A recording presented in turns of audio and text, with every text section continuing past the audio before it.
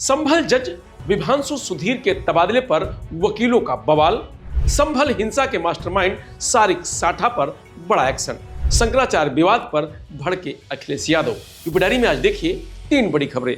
नमस्कार, मैं हूं रजनीश यादव, आप देख रहे हैं लोकमत हिंदी।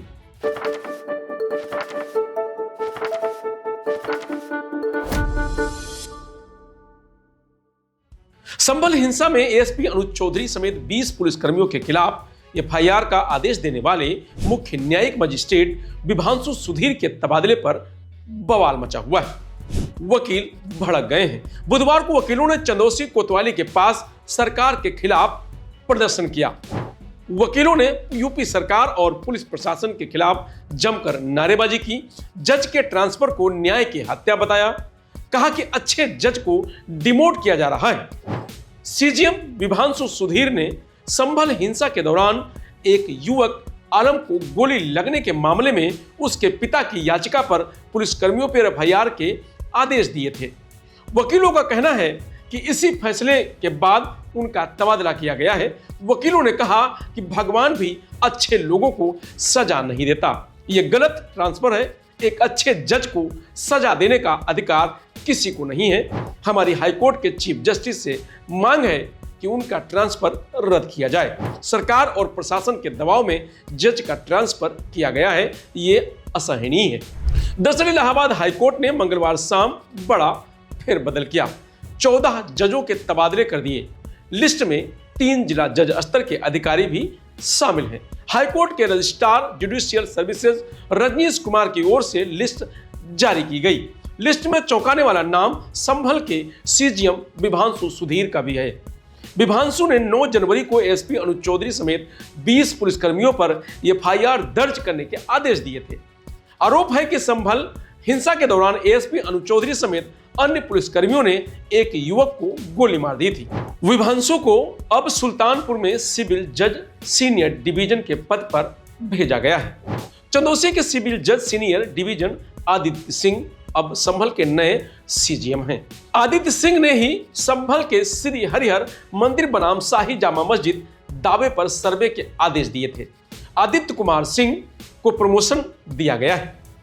दरअसल संभल में नखासा थाना क्षेत्र के मोहल्ला खगूसराय अंजुमन में रहने वाले यामीन ने सीजीएम कोर्ट में 5 फरवरी 2025 को एक याचिका दायर की थी। यामीन ने बताया था कि उनका बेटा आलम 24 नवंबर 2024 को टोस्ट बेचने घर से निकला था। शाही जामा मस्जिद क्षेत्र में पहुंचने पर पुलिस ने उसे गोली मार दी थी। यामीन ने तत्कालीन सीओ संभल अनुज चौधरी और संभल कोतवाली इंस्पेक्टर अनुज तोमर सहित 12 पुलिसकर्मियों को आरोपी बनाया था। 9 फरवरी 2026 को कोर्ट में मामले पर सुनवाई हुई। मुख्य न्यायिक मजिस्ट्रेट ने सभी पुलिस अधिकारियों के खिलाफ एफआईआर दर्ज करने के आदेश दिए थे। तो वहीं संभल हिंसा के मास्टरमाइंड और कुख्यात फरार गैंगस्टर सारिक उर्फ साठा के घर की बुधवार को कुर्की की गई है। कोर्ट के आदेश पर सुबह 11 बजे ही 5 थानों की पुलिस साठा के घर पहुंची। जनपद संभल में 24 नवंबर 2024 को हुई हिंसा के मास्टरमाइंड सारिक साठा, जो कि यहां से 2020 में भारत से फर्जी पासपोर्ट के माध्यम से भाग के दुबई चला गया था। उस व्यक्ति की कई राज्यों की पुलिस को तलाश है। इसके ऊपर 69 मुकदमे विभिन्न राज्यों में दर्ज हैं। 24 नवंबर 2024 को यहाँ पे जो हिंसा हुई थी उसका ये मास्टरमाइंड है। जंगी ऐप के माध्यम से अपने गुर्गों से बात करता था। इसका एक गुर्गा, मुख्य गुर्गा जिसका नाम गुलाम है, वो अभी वर्तमान में मुरादाबाद जेल में बंद है। इन सब लोगों के द्वारा इस घटना को कारित किया गया था। इस व्यक्ति को गिरफ्तार करने के भरपूर प्रयास किए गए। इन सभी प्रयासों के बावजूद पुलिस है वो अभी तक उसको गिरफ्तार नहीं कर सकी। तो इसलिए माननीय न्यायालय से 2 केसों के अंदर इसके खिलाफ कुर्की की कार्रवाई है और वो भी करवाने के लिए आग्रह किया गया था। इसके आधार पे ये कुर्की की कार्रवाई आज की जा रही है।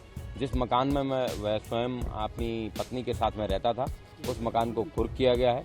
बाकी जो इसके रिश्तेदार रह रहे हैं उन भागों को छोड़ दिया गया है और अब इसके खिलाफ परमानेंट वारंट इश्यू भी हो गया है। इसके आधार पे रेड कॉर्नर नोटिस भी है, वो भी इश्यू करवाया जाएगा और इसको जल्दी गिरफ्तार करके भारत लाके माननीय न्यायालय के सामने पेश भी करवाने के प्रयास किए जाएंगे। और बाकी इनके ऊपर जो मुकदमे हैं उनमें ट्रायल इन एब्सेंशिया, मतलब इसकी मौजूदगी नहीं होने के बावजूद इन सभी मुकदमों के अंदर जो ट्रायल है वो जारी रहेगा और इसको ट्रायल इन एब्सेंशिया में इसको सजा भी सुनवाई जा सकती है। उसके लिए प्रभावी पैरवी जनपद पुलिस के द्वारा की जा रही है। नखासा थाना क्षेत्र के मोहल्ला हिंदूपुरा खेड़ा पजाया में स्थित घर के आसपास पूरे इलाके को छावनी में तब्दील कर दिया गया।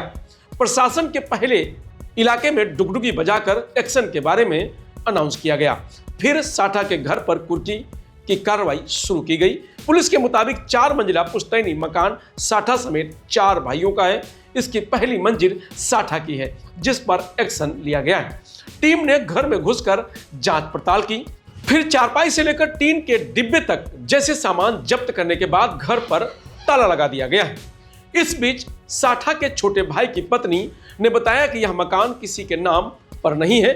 2 भाई सादिक और फयाक यहाँ रहेंगे, यही तय हुआ था। हमारे 2 परिवार यहाँ रहते हैं। अब पुलिस इसे सील कर रही है तो हमारा दिल दुख रहा है। हमारे जेठ पर गलत आरोप लगाए गए हैं। जो इंसान 9 साल से गायब हो वह हिंसा कैसे करा सकता है। बता दें कि पुलिस जांच में सामने आया था कि 24 नवंबर 2024 को संभल कोर्ट के आदेश पर जामा मस्जिद का सर्वे चल रहा था।